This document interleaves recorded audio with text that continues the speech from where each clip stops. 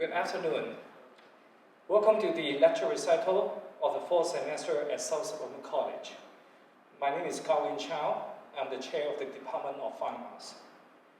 Today's recital features our cabinet faculty, Professor Kathryn Cederborg, who also plays flute and saxophone and teaches throughout this Chicago area.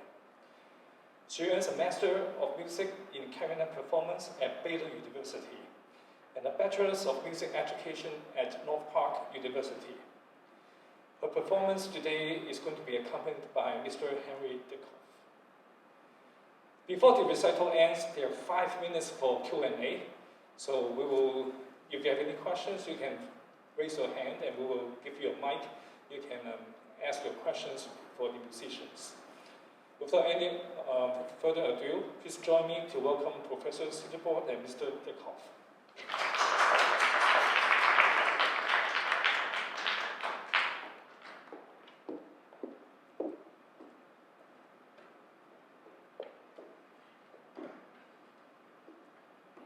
Good afternoon, everyone. My name is Kathryn Cederborg. I am, like Dr. Chow said, the clarinet instructor here at Cederborg College. And today I'll be speaking a little bit about a composer that I love very dearly and I think has done a lot for the clarinet repertoire, but has also been a very prolific composer for multiple instrumentations and arrangements. So without further ado, I'll go ahead and get started.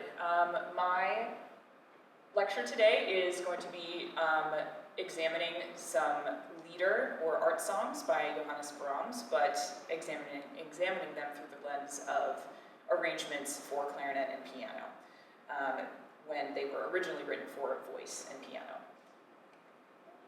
So Johannes Brahms was a German composer. He was a large name for the mid-Romantic period.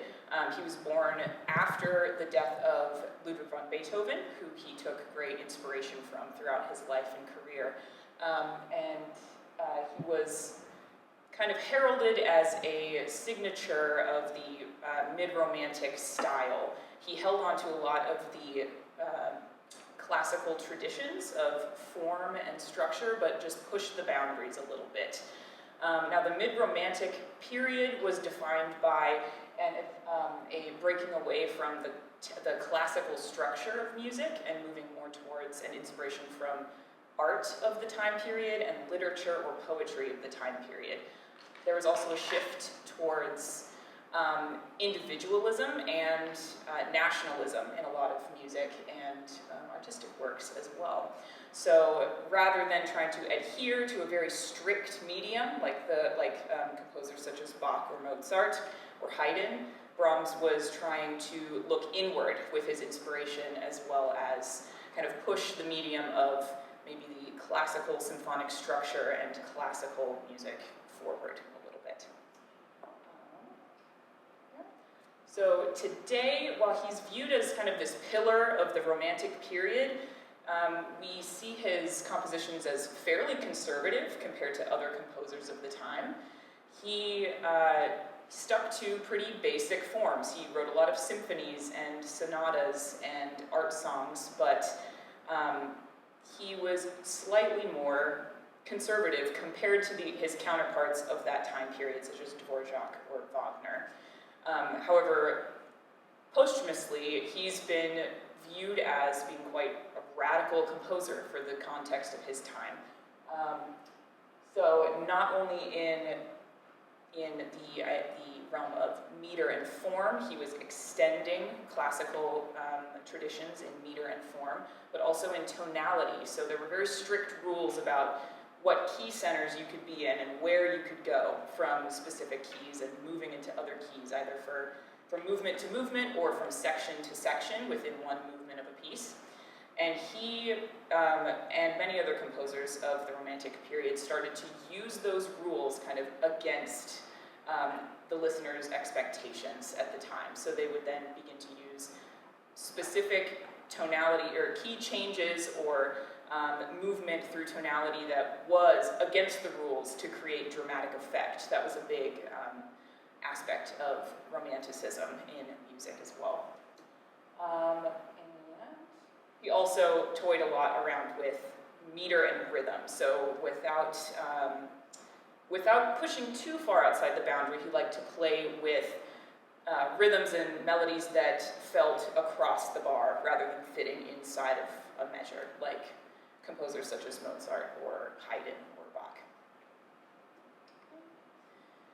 Now, today I'll be playing a couple of arrangements of Lied. Now, what is Lied or Lieder? They are German art songs that became pretty popular at this time, this kind of mid-19th century period of time, and Romantic music.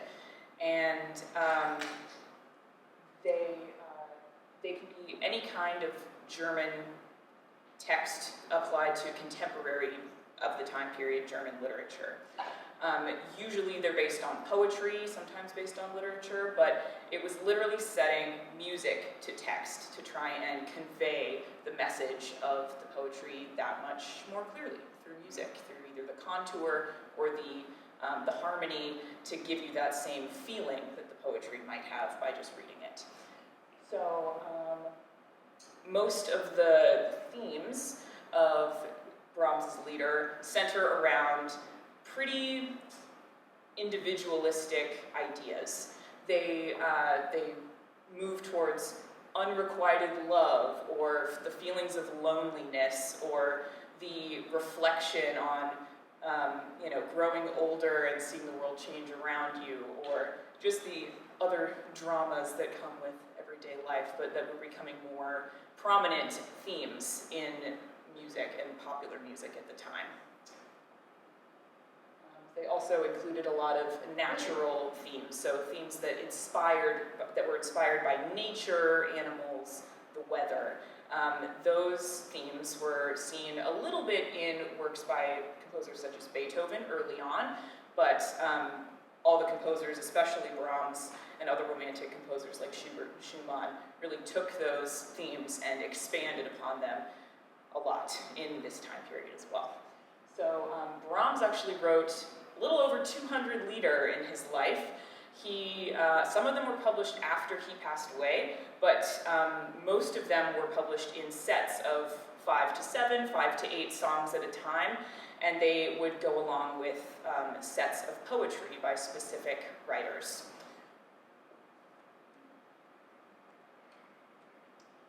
Great. So this is just a little quote that I think really encapsulates the effect that Brahms's music has had on at least the Western classical music tradition, and that's Brahms is the single most important influence on 20th century classical music. Not in the way it sounds, but in how we think about it, how composers think about it, how music behaves, why it is written, and how composers measure their success. So Brahms actually had a fair amount of commercial success publishing and selling his music. That was a new development of that time period as well. With the ease of printing and distribution of music, he became fairly successful and worked with lots of different musicians and publishers throughout his career, mostly towards the end, but that was a relatively new development that not a lot of composers before him could claim to. All right, so why Brahms and the clarinet today? I personally think that he had a very profound impact on the clarinet repertoire in particular. He wrote a lot of works that came at a time when the instrument itself was just beginning to really develop and become the modern instrument that it is today. Before Brahms was born, it had way fewer keys, it was made of different materials, wasn't able to play as complex of repertoire, and while he was alive, the clarinet went through a big development as well. So there were keys being added, new materials being used, the technology of manufacturing instruments was changing and growing a lot as well. So a lot of composers in that mid-19th century period were exploring what the clarinet could do. And Brahms did that a lot, usually by mixing the clarinet in with chamber music. So he would pair it with string instruments quite often due to the clarinet's natural kind of warm glowy tone, and its ability to kind of fit that alto viola voice pretty well, as opposed to the oboe or flute, another upper woodwind that's a little more piercing and soloistic by nature. His later sonatas for solo clarinet, Opus 120, there are 2 of them, one in E flat major, one in F minor. They were the very last solo instrumental pieces that he wrote in his life. They were written right within the last 2 to 3 years of his life, and they really express a lot of the stylistic elements that he developed throughout his life and career, but then applied it to make the clarinet sound its best. So he really did a lot for the instrument, for the repertoire, and he worked directly with multiple famous clarinet players at the time, prominent soloists of the time, to write these pieces. And I highly recommend you go listen to them, especially the trio in A minor. It's with clarinet, piano, and cello, and it's beautiful. All right. So today, one other example of an arrangement that has been pretty successful, in my opinion, is the 2 songs, the 2 Gesänge, Opus 91. It's originally written for alto voice, viola, and piano, but has been since arranged for many different combinations, including either switching the viola part for clarinet, switching the voice part out for clarinet, or switching the 2 back and forth. Many different iterations of that combination. So there are a lot of Brahms's works that get toyed with nowadays, because I think all of those voices fit together so well. But today I'm going to be playing through about 5 leader from the 10 easy songs, or 10 Leibstücke. And they were arranged by a German-Lithuanian composer who was around a little bit after Brahms, or towards the end of Brahms's life, and I think they fit just beautifully in the clarinet's register and voice. So here we go. Okay, I'm going to go ahead and get started. This very first piece of lieder that's been arranged, it's entitled Minnelied, or Love Song. It is, all of these pieces are actually written with,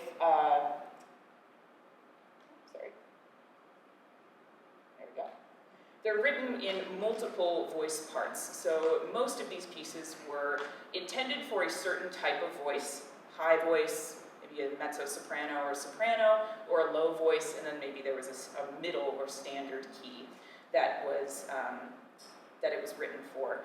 And all 2 or 3 of those versions would be available for purchase, so that more people could purchase Brahms's music. Most of these pieces are played in one of the 3 original published keys for clarinet. There's one, I believe, on this list today that is in a completely different key, most likely to accommodate the clarinet's needs as far as key, because it is for B-flat clarinet, and some pieces lie a little bit differently on B-flat clarinet than they would for voice. So that's a technical thing to take into account. But this very first piece, it was written in 1877, it's the Opus 71, number 5, and it is translated to Love Song. Now, that's a pretty quintessential lieder subject. All of these are based on poetry. It's loss of love, or being kept from love, or feeling lonely, or feeling separated. And all of this poetry was coming out at this time, and kind of had a very rich source material to pick from for setting lieder. This one is, it's a pretty light and a beautiful piece. It's just kind of singing about love. I'll project the German lyrics and the translation with it next.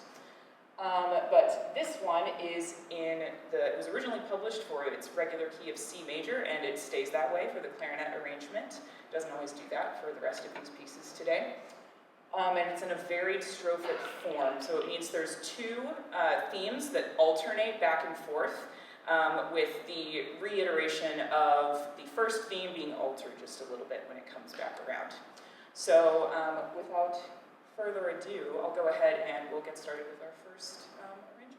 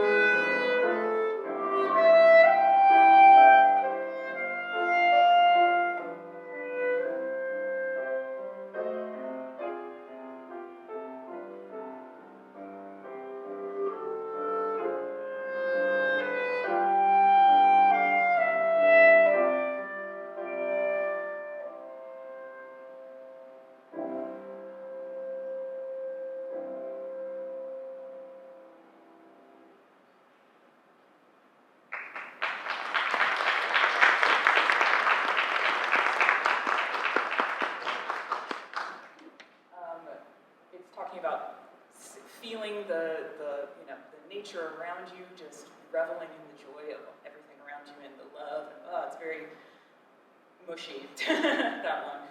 So, all right, the very next. Next piece takes a little bit of a dark turn, entitled Ein Wanderer, Opus 106, number 5. It's translated to a traveler, so it's kind of touching on those natural nature themes as well, those kind of those ideas of searching, looking around for either meaning or something else. It's very, abstract and out there a little bit.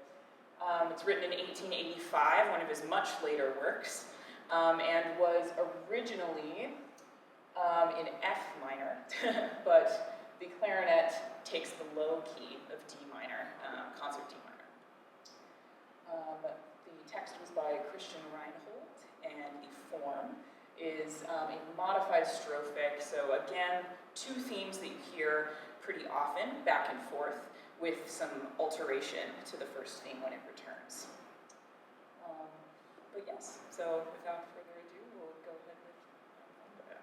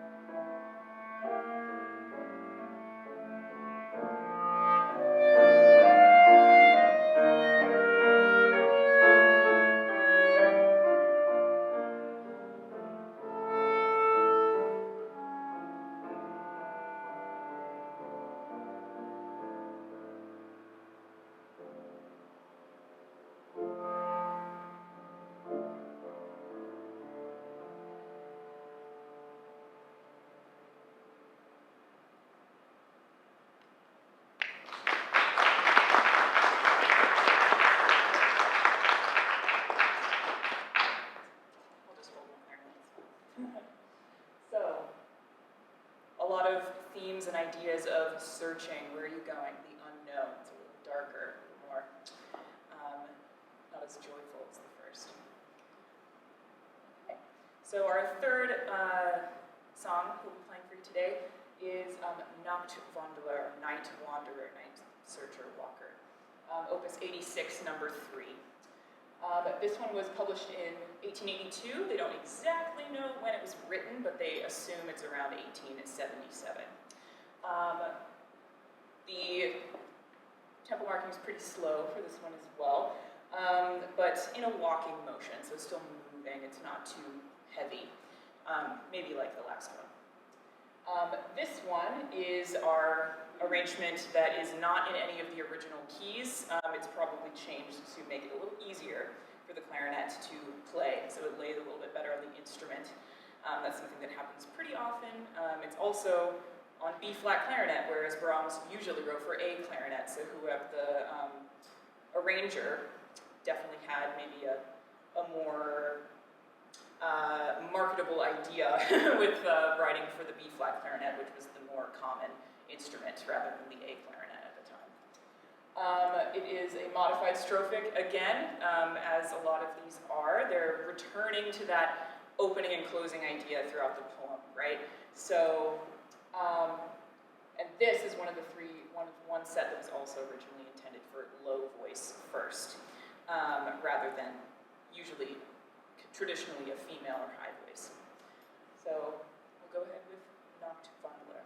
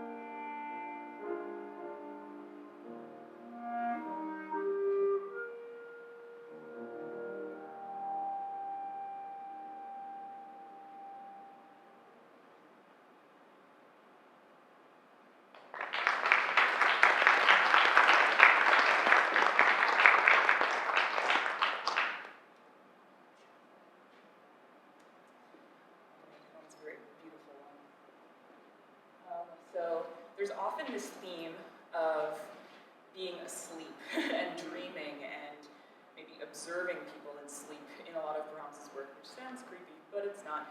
It was just an idea that a lot of poets were very interested at the time, or that Brahms was thinking about a lot as well. He often, himself, he was alone much of his working time. He never married. He was kind of being very reflective in the later part of his life and career. So this idea of being asleep or dreaming was very attractive to a lot of composers of this time period as well. So, all right, on to our fourth song.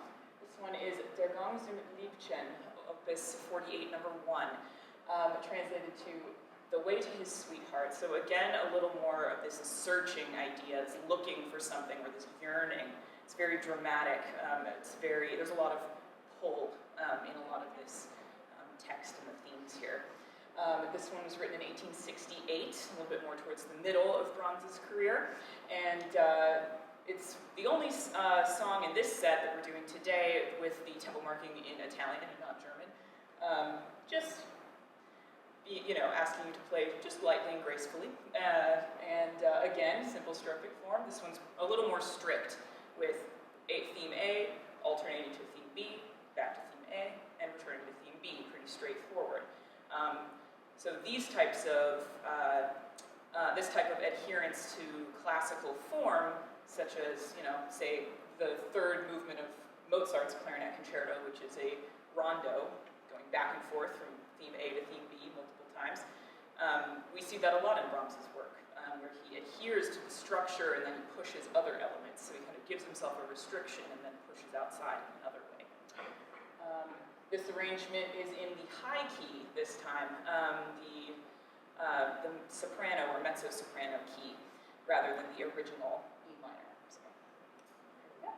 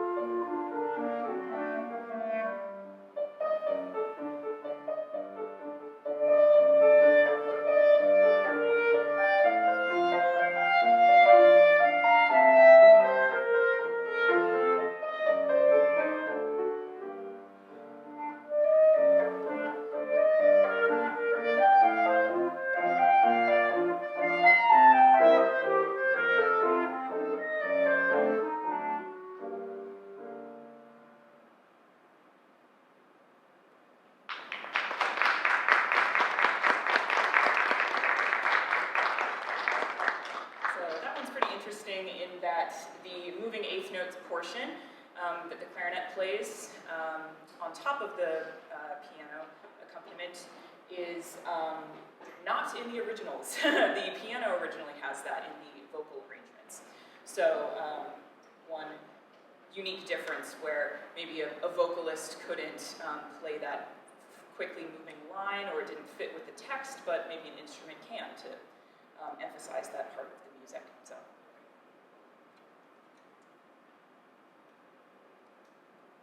Okay, and now to our final song of our 5 this afternoon, entitled Das liebsten Schwur, pardon my horrible German pronunciation, Opus 69, number 4, My Beloved's Oath. So kind of ending on a very sweet note, but it's, the text of this poem is a little bit childish. It's a girl telling her father, like, he promised me he'd come back. I'm so sure that he'll be back. So it's a little more lighthearted and youthful in that way. But it was written in 1877 as well, kind of middle to late career for Brahms. And very lively, but also secretively. It kind of has a Romeo and Juliet kind of feel. Very childish, young love kind of messaging. And it is in F major originally, but the clarinet arrangement is in the high key of G major. So again, that soprano voice. But we'll wrap it up today with Das liebsten Schwur. Thank you so much.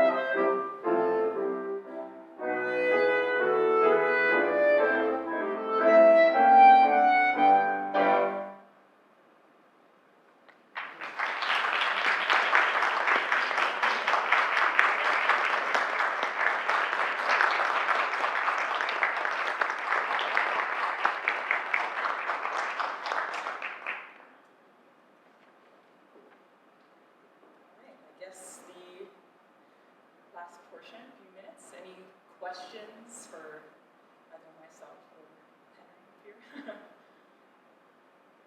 Yes. I have not so much of a question, part of the question, but the other is the appreciation of how you explain Brahms going out of the boundary, because Opus 48 #1 was a good example of how he maybe stayed in bounds, and it felt more Mozartian to me from that one. So I could that explanation gave before your piece cleared that up, at least gave me focus. Great, thank you. I'm glad. Yeah, it's interesting that I read in preparing for this that a lot of people are a little bit baffled. Lots of scholars kind of go, well, Brahms was very in the box. Like, what are we talking about? He was pushing all these boundaries. But at the time, and his contemporaries, like Schoenberg, called Brahms a radical for what he did to meter and rhythm. So, it's all context of our time, and now, the Chicago Symphony plays Brahms every other week. So it's just become more of a popular, it's settled into the ear of like the general public, or what's widely accepted for people to be enjoying as far as Western classical music goes. So. Any other questions?